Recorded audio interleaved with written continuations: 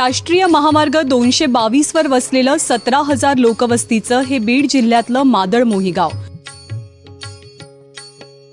गेल्या 150 वर्षांपासून इथे असलेलं हे मोही मातेचं मंदिर म्हणजे या गावचं ग्रामदैवत.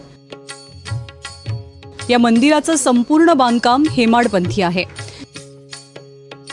चिरेबंदी दगडात मंदिराचं बांधकाम असून यात कुठे सुद्धा माती आणि सिमेंटचा वापर करण्यात आलेला नाही. मंदिराच्या गाभाऱ्यात असलेले हे दगडी खांब आणि भिंतीवर कोरलेली कलाकृती हे सगळं बांधकाम पूर्वी राक्षसांनी एका रात्रीत केल्याची आख्यायिका इथले ग्रामस्थ सांगतात. पूर्वी मादळ आणि मोही ही 2 गावं मोहीदारा नदीच्या काठावर वसलेली होती. एकदा नदीला पूर आला आणि मोही गाव पुरात वाहून गेला. त्यानंतर मादळ गावचं पुनर्वसन मोही गावात झालं आणि नंतर या गावाला मादळ मोही असं नाव पडलं. हे 2 गाव होते, एक मादळ आणि एक मोही. तर ते मादळ एक नदीत महापूर आलेला आहे जुन्या काळात.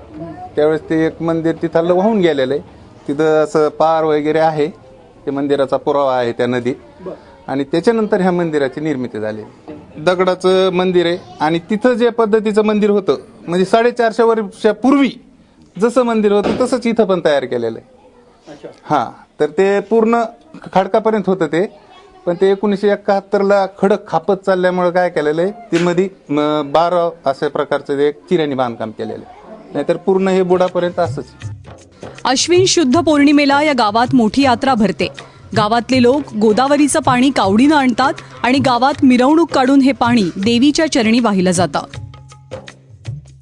त्यानंतर रात्री देवीचा छबिना निघतो. यामध्ये मोठ्या प्रमाणात भाविक सहभागी होतात आणि दुसऱ्या दिवशी कुस्त्यांचे फड सुद्धा गावात रंगतात. या यात्रा उत्सवात मोही मातेच्या दर्शनाला कोल्हापूर, सोलापूर, पुणे, मुंबई, साताऱ्यासह विदर्भातनही भाविक गर्दी करतात.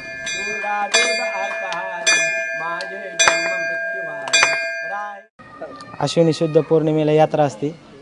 तर सकाळी 12 गाड्या आपलं कावडीचं पाणी आणलं जातं शागडवरून. शागडवरून आणल्यानंतर पाणी टाकल्यानंतर गावात पूर्ण गावामध्ये मिरवणूक निघते. त्यानंतर गावात मिरवणूक निघाल्यानंतर दुपारी 11 वाजता पाणी पडतं. 11च्या नंतर 12 गाड्याला सुरुवात होते. 12 गाड्या संध्याकाळी 11 ते संध्याकाळी 7 वाजेपर्यंत 12 गाड्या ओढल्या जातात. त्याच्यानंतर 7 ते 8च्या वेळेस छबिना निघायला सुरुवात होते.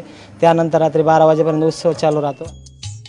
मंदिरात प्रवेश करताच प्रथम दर्शन होतं या पाण्याच्या कल्लोळाचं म्हणजेच कुंडाचं.